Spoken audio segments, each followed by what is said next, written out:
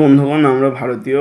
এখনও যদি আমরা ভারতীয় যে হিন্দুরা যদি চাকরিত না হতে পারি, তো 2029 সালের যে প্রধানমন্ত্রী নির্বাচন, তো দেখা যাবে এতে যে সংখ্যাগরিষ্ঠ বা সংখ্যালঘু যে সমস্ত ব্যক্তিদের ভোটার রাইট, তারা দেখবেন প্রায় 40%-এ চলে এসেছে।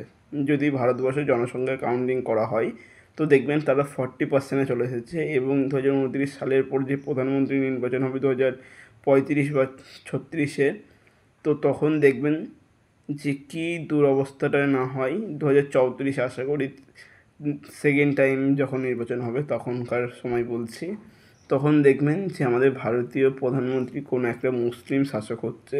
তো যেই দিন এই দুর্যোগটা আসবে বা দুর্ঘটনাটা হবে, সেদিন ভারতের হিন্দু পুরুষেরা পলায়ন করার জায়গা খুঁজে পাবে না। 40% তো মারা যাবে, তো এবং 30% যাদের ধর্ম পরিবর্তন করে নেবে দেখবেন। আর 10% থাকবে কোনো রিফিউজি ক্যাম্পে বা বাইরে কোনো দেশে সংখ্যাগরিষ্ঠ হয়ে, সংখ্যালঘু হয়ে। আজ আমি কথাটা বলছি, আপনাদের খারাপ লাগতে পারে, তো কিন্তু একবার ভেবে দেখবেন। মুসলিমরা এখনও তাদের সর্বনিম্ন যে মানসিকতা সর্বনিম্ন রূপ, সেটা এখনও তারা প্রকাশ করেনি। যেদিন তাদের সরকার গঠন হবে, সেই দিন তারা তাদের নিজস্ব প্রকৃত রূপ ধারণ করবে। আপনারা চিন্তাও করতে পারছেন না সেই রূপটা কতটা ভয়ানক। তো এখনও সময় থাকতে সতর্ক হন। ভারতীয় প্রতিটি নাগরিককে বলছি যে তাদের যে নীতি, মুসলিমদের যে সংখ্যালঘু থেকে সংখ্যা গরিষ্ঠ হওয়ার যে নীতি, সেই নীতি আপনারাও ফলো করুন, নাহলে আপনারা টিকতে পারবেন না।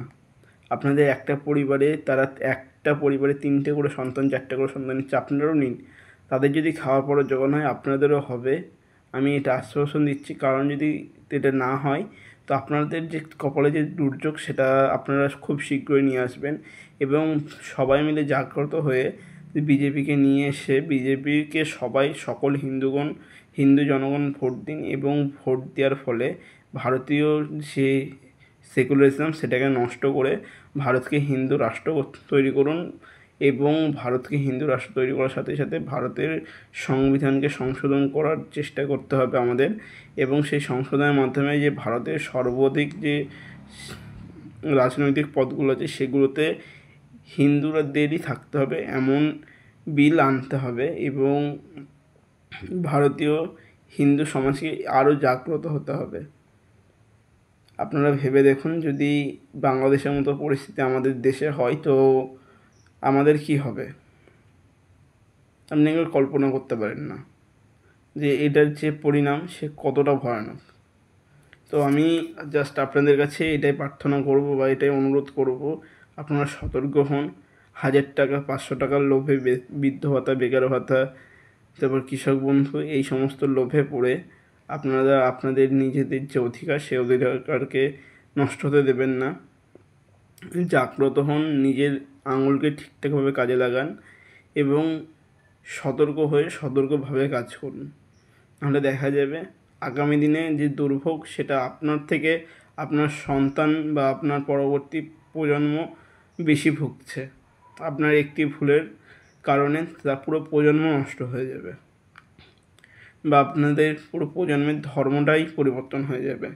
তো একবার ভাবনা চিন্তা করে দেখবেন, যদি বাংলাদেশের মতো রূপ ভারতের হয়, তো আপনারা সহ্য করতে পারবেন কি না। যদি সহ্য করতে পারেন, তো 1000 টাকা, 500 টাকার লোভে নিজেদের মাথা বিক্রি করে দিন, নিজেদের ভোটার রাইটস বিক্রি করে দিন। জয় হিন্দ, জয় ভারত, বন্দে মাতরম।